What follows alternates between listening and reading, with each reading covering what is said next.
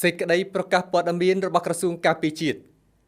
លោកជំទាវឧត្តមសេនីយ៍ឯកម៉ាលីសុជាតាអ្នកនាំពាក្យក្រសួងការពារជាតិនៃព្រះរាជាណាចក្រកម្ពុជាសូមជម្រាបជូនសាធារណជនអ្នកសារព័ត៌មានជាតិនិងអន្តរជាតិមេត្តាជ្រាបថានៅថ្ងៃទី3ខែធ្នូឆ្នាំ2025ព្រឹកមិញនេះនៅក្នុងเพจផ្លូវការរបស់កងទ័ពភូមិភាគទី2ថៃ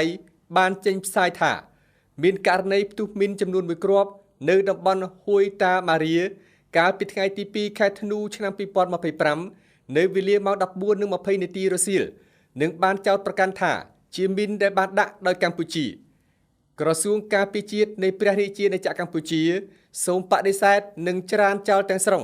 ចំពោះការចោទប្រកាន់របស់កងទ័ពភូមិភាគទី2ថៃមកលើកម្ពុជាក្នុងគោលបំណងបំភាន់សហគមន៍អន្តរជាតិនិងលាក់បាំងនៅមហិច្ឆតារំលោភបំពានខុសច្បាប់របស់ខ្លួនចូលមកដែនអធិបតេយ្យស្របច្បាប់របស់កម្ពុជាសូមជម្រាបជូនសាធារណជនថាបើយោងតាមព័ត៌មានដែលទទួលបានពីយុទ្ធភូមិភាគទី4របស់កម្ពុជាបានបញ្ជាក់ថាកាលពីថ្ងៃទី2ខែធ្នូឆ្នាំ2025នៅវេលាម៉ោង 14:20 នាទីរសៀលគឺពុំមានឮសំឡេងផ្ទុះគ្រាប់មីនដោយការអះអាងរបស់កងទ័ពភូមិភាគទី2ថៃឡើយក្រសួងការពារជាតិសូមបញ្ជាក់យ៉ាងមុតមមសារជាថ្មីថាចាប់តាំងពីក្លាយជារដ្ឋភាគីនៃអនុសញ្ញាអូតាវ៉ាកម្ពុជាតែងតែប្រកាន់ខ្ជាប់នូវគោលការណ៍និងកាតព្វកិច្ចរបស់ខ្លួននៅក្រោមច្បាប់អន្តរជាតិដោយមិនដែលដាក់មីនថ្មីដែលគំរាមកំហែងដល់សន្តិសុខនិងសុវត្ថិភាពរបស់មនុស្សជាតិនោះឡើយកម្ពុជាក៏សូមអំពាវនាវឲ្យភាគីថៃបញ្ឈប់ជាបន្ទាន់ការយកបញ្ហាមីនដែលជាព័ត៌មានមិនពិត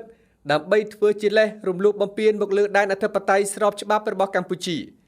ក្រសួងការពារជាតិនៃព្រះរាជាណាចក្រកម្ពុជា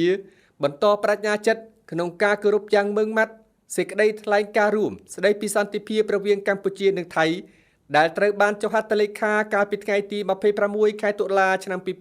2025ជាពិសេសពាក់ព័ន្ធនឹងការទប់ស្កាត់ព័ត៌មានคล้ายៗឬព័ត៌មានមិនពិតក្នុងគោលបំណងបន្ធូរបន្ថយភាពតានតឹងនិងបង្កើតបរិយាកាសអំណោយផលដល់ការរក្សាសន្តិភាពនិងស្ថិរភាពរវាងប្រទេសទាំងពីរអាស្រ័យដោយបានជម្រាបជូនខាងលើសូមសាធារណជនអ្នកសារព័ត៌មានជាតិនិងអន្តរជាតិជ្រាបជាព័ត៌មានថ្ងៃពុធ13កើតខែមិគសេឆ្នាំម្សាញ់សប្តាហ៍ស័កពុទ្ធសករាជ2569ត្រូវនៅថ្ងៃទី3ខែធ្នូឆ្នាំ2025